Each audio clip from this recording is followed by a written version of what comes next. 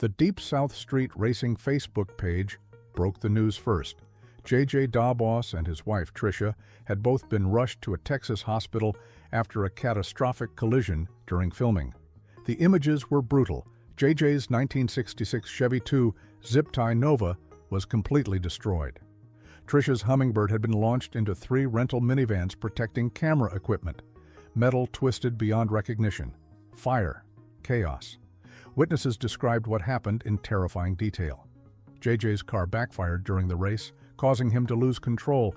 The vehicle caught fire instantly.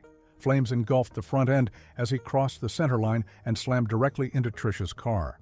The force sent her spinning off course, where she collided with the production vehicles. J.J., despite being on fire himself, ran over 100 yards in seconds to reach his wife. Superhuman, some called it. Desperation, others said. Both were hospitalized immediately. J.J. walked away with burns and injuries to his face and hands. Tricia wasn't as fortunate. She suffered devastating hip injuries requiring surgery on both hips. Doctors inserted 2 screws into each of their legs. The prognosis was grim. 6 months of limited mobility, possibly longer. For months, neither spoke publicly. No updates, no posts, just silence. Then, in April 2022, Tricia finally appeared in a Facebook video. She confirmed they'd only started walking again in mid-March. 1 screw had been removed from each leg.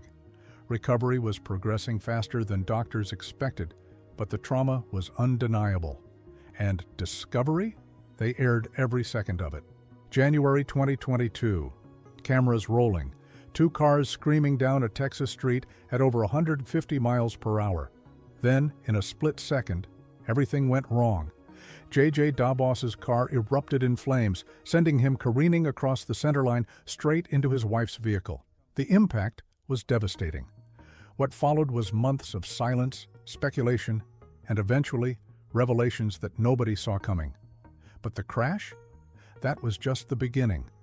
Because what J.J.'s been hiding about his past, his relationships, and the real story behind Street Outlaws is far more explosive than any wreck caught on camera.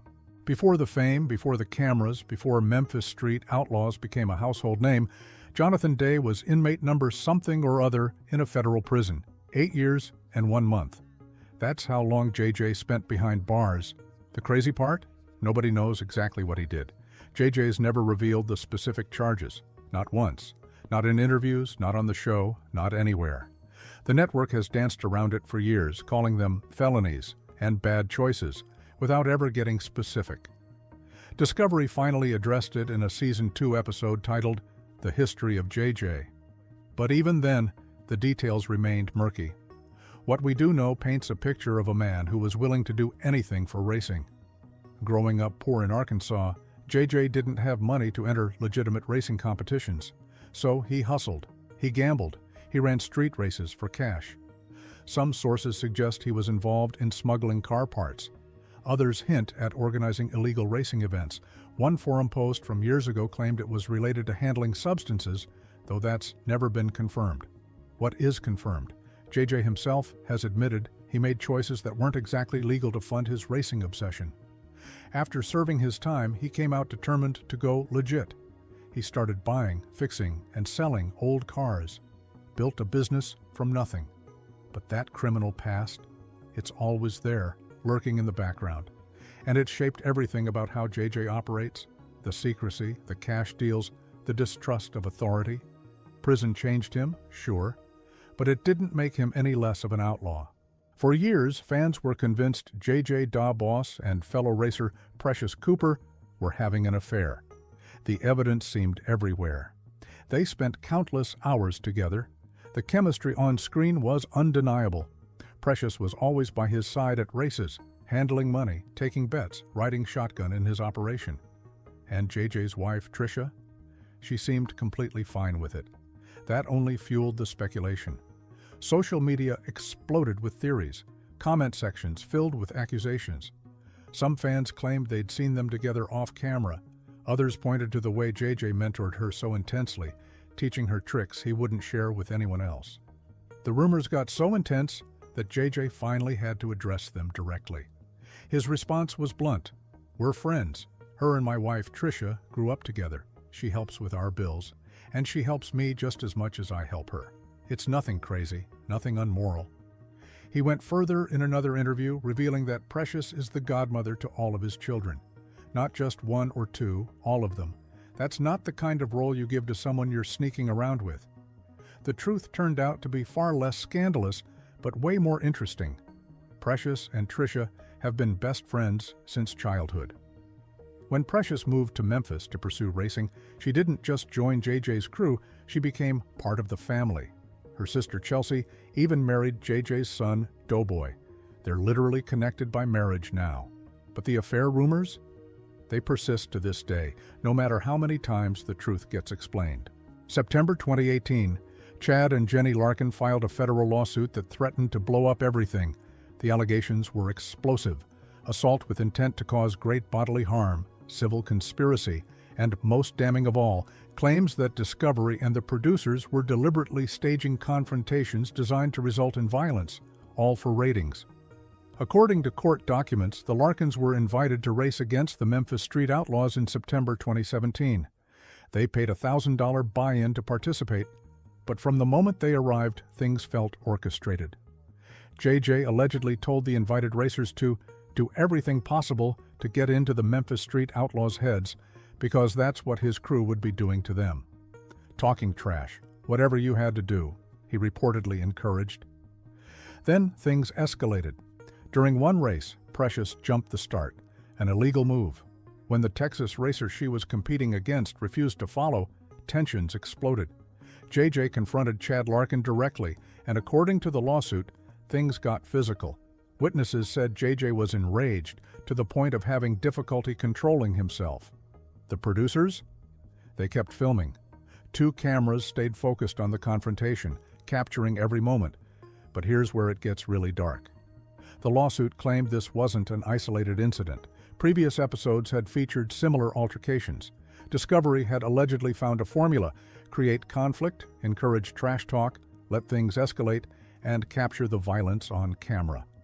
The Larkins argued the network knew injury was clearly foreseeable, but pushed for it anyway because controversy drives viewership. The case eventually settled, but the damage to the show's reputation was done. November 2023. Darlington Dragway in South Carolina.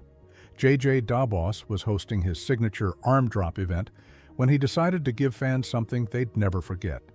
He invited a spectator named Randy to hop into the bed of his 1950s Chevy truck, Ole Heavy, for a full-speed drag pass. No seatbelt, no roll cage, no safety equipment whatsoever, just a grown man standing in a truck bed going over 100 miles per hour down the quarter mile. The video went viral immediately. Randy stood there grinning like a maniac as Ole Heavy launched down the strip, the truck bed bouncing and swaying with every shift. Afterward, he jumped in front of a camera to brag about it. He said he could throw me off, and I told him he couldn't do it, Randy explained, clearly pumped full of adrenaline. They made me sign a waiver and everything. The backlash was instant and severe. Safety advocates lost their minds. Racing organizations condemned it. And Darlington Dragway? They issued a statement that was basically a polite middle finger. They acknowledged the concern of racers and fans alike, promised to implement measures to prevent similar incidents, and then dropped the hammer. While we wish JJ and his team the best in their future endeavors, Darlington Dragway will no longer host this event in future years. JJ got banned permanently. And the worst part? This wasn't even the first time he'd given rides in Ole Heavy. Videos from other events showed passengers riding shotgun inside the cab. But putting someone in the bed during a pass? That crossed a line even the outlaw racing community couldn't ignore. Early 2024. Rumors started spreading like wildfire through the Street Outlaws community. JJ Dawboss was done, finished, dropped from the show. Forums exploded with speculation. Had Discovery finally had enough? Was it the lawsuits, the controversies? Fans panicked, demanding answers. The rumors gained traction when JJ appeared on the 420th episode of Street Race Talk, a podcast that had been building toward this conversation for months. The host had heard whispers, seen the signs, and finally got JJ on the line to address everything directly. And what JJ revealed was somehow both reassuring and deeply unsettling. First, he made it clear he's not done with Street Outlaws, not completely. But his relationship with the show isn't what fans thought it was. "We're more like co-workers than close friends," JJ explained. "There's no deep personal connection beyond the professional realm. He shows up, he races, he collects his check, and he goes home. That's it." But then he dropped the real bombshell. JJ doesn't see himself as just another cast member. He represents the entire Memphis racing community. When he speaks, he's speaking for all of them. When he makes decisions, it's not just about him. It's about protecting the legacy and reputation of Memphis street racing as a whole. That's a lot of weight to carry, and it explains why JJ's always been so guarded, so careful about what he says and does. His commitment moving forward? Simple. If Pilgrim and Discovery Channel organize a street race, I'll be there. Not because he loves the show, not because they're friends, but because that's his job, that's the deal. And JJ Dabos always honors his deals. 11 children, 5 grandchildren, 1 wife, and a whole lot of questions nobody seems willing to answer. JJ Dabos's family situation is complicated, to put it mildly, and he likes it that way. Trisha Day, known as Midget in the racing world, is JJ's wife. They've been together for decades, having grown up in the same small Arkansas town. They dated for 10 years before finally getting married, and by all accounts, their relationship is solid. She races alongside him, handles business operations, and stands by him through every controversy and crash. But here's the thing. Trisha is only the mother of 4 of JJ's 11 children. The other 7? That's where things get murky. JJ has never publicly identified the other mothers. Not once. No interviews, no social media posts, no accidental slips. The Street Outlaws community has speculated for years, but concrete information simply doesn't exist. Some suggest multiple relationships before Trisha, others hint at more complicated arrangements. But JJ keeps that part of his life locked down tighter than anything else. What we do know is that all 11 kids are involved in the racing scene to some degree. Doughboy, JJ's son, is a regular on the show and married to Precious Cooper's sister. The family operates as a unit, with everyone playing their role in the Memphis Street Outlaws empire. It's a dynasty built on speed, loyalty, and blood, and whether you understand the family structure or not doesn't matter to JJ. They know who they are, they know what they've built, and they're not explaining themselves to anyone. From federal prison to reality TV stardom, from near-fatal crashes to federal lawsuits, from affair rumors to permanent bans from racetracks. JJ Dabos has lived a life that most people couldn't survive, let alone turn into a multi-million-dollar empire. And at 52 years old, he shows absolutely no signs of slowing down. His 2025 tour schedule is packed. June 7th at Bunker Hill Drag Strip in Indiana. Events across the country featuring his signature arm drop races where anyone can challenge the Memphis crew for cold, hard cash. Street Outlaws. Memphis continues to pull massive ratings for Discovery. The man who spent 8 years in prison for crimes he refuses to discuss is now one of the most recognizable faces in motorsports. But here's what makes JJ's story so fascinating. He's never pretended to be anything other than what he is: an outlaw, a hustler, a man who will do whatever it takes to win, even if it means bending rules, pushing boundaries, and occasionally crossing lines that shouldn't be crossed.